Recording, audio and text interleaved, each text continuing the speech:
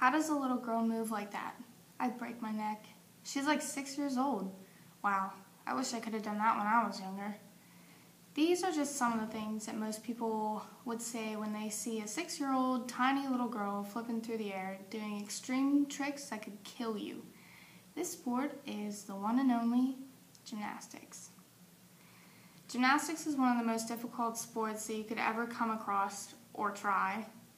People who succeed in this sport are crazy strong and super flexible, like myself. I've been a gymnast for 12 years of my 17 short years of life. They always told me, you have to start young to be good, or you'll never get anywhere. I've actually learned to live by that quote because it's sadly true. When you're younger, you don't have a care in the world. You don't care if you're trying a new skill that you don't know could seriously injure you because you're a little kid. When you're older than 13, fear sadly is placed in your head and makes you go crazy. Because I've learned from that. It is a proven fact that when you get older, in gymnastics, fear kicks in your brain, especially for me.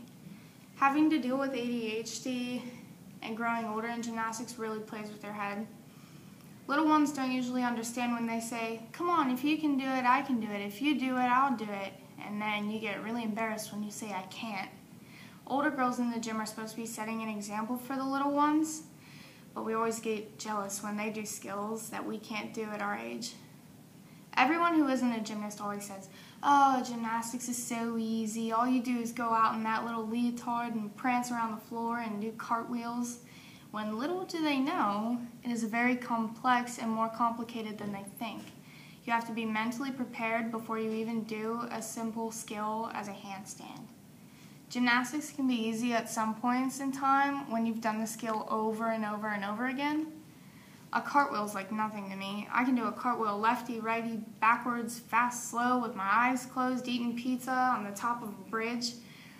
I can do it so easily because I've been doing them for so many years that I've had so much practice doing 1,000 of them like every day.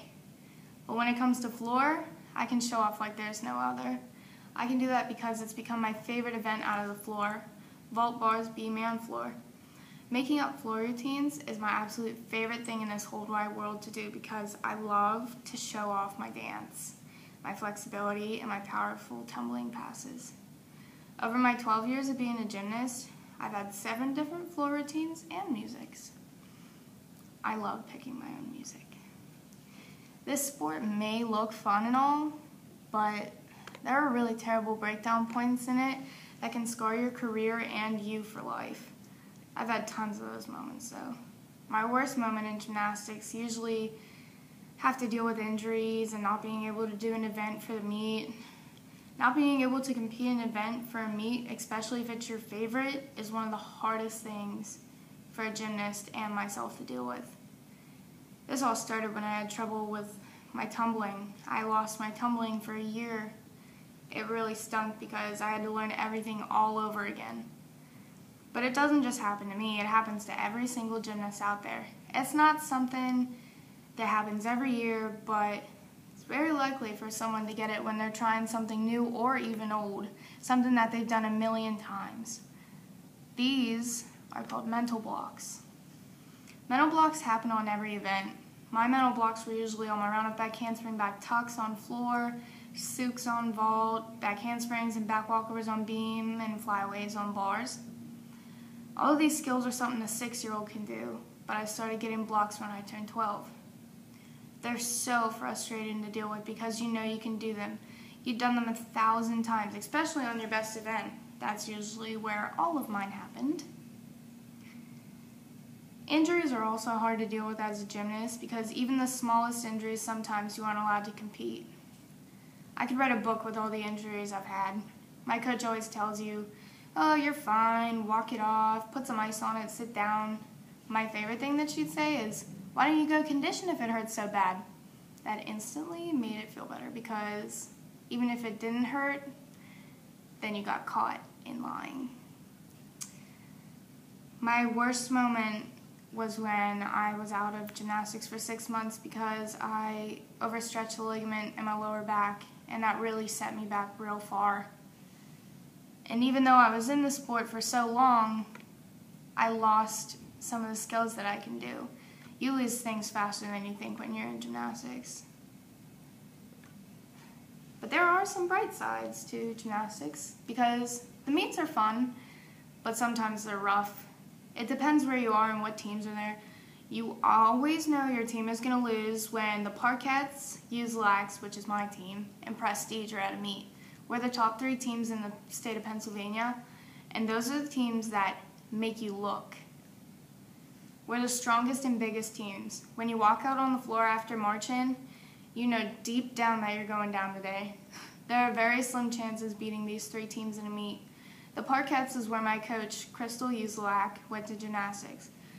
Crystal is an All-American 3-time World National Junior Champion in the sport of gymnastics. We're so lucky to have her as a coach.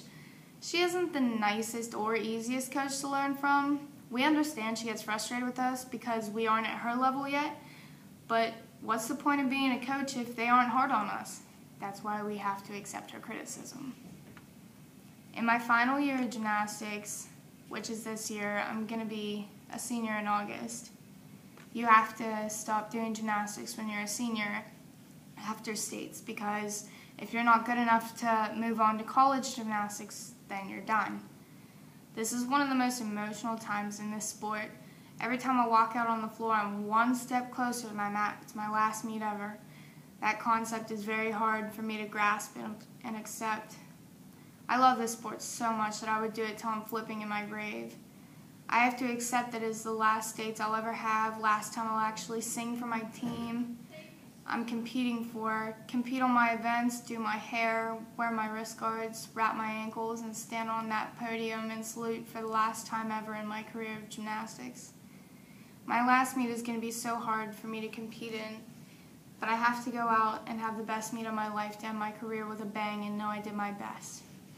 In conclusion, I've made it clear that gymnastics isn't easy and it isn't too hard, but it is a very challenging, emotional, fun, complicated sport that I love with all my heart. Even through all my tough moments and injuries, I would go out there just one last time to compete for the team that I love. My coaches have supported me through everything and anything, and I love all of my team members like I love my own family. I hope this season ends how I want it to, and I'm ready to have the best meet of my life. Thank you very much.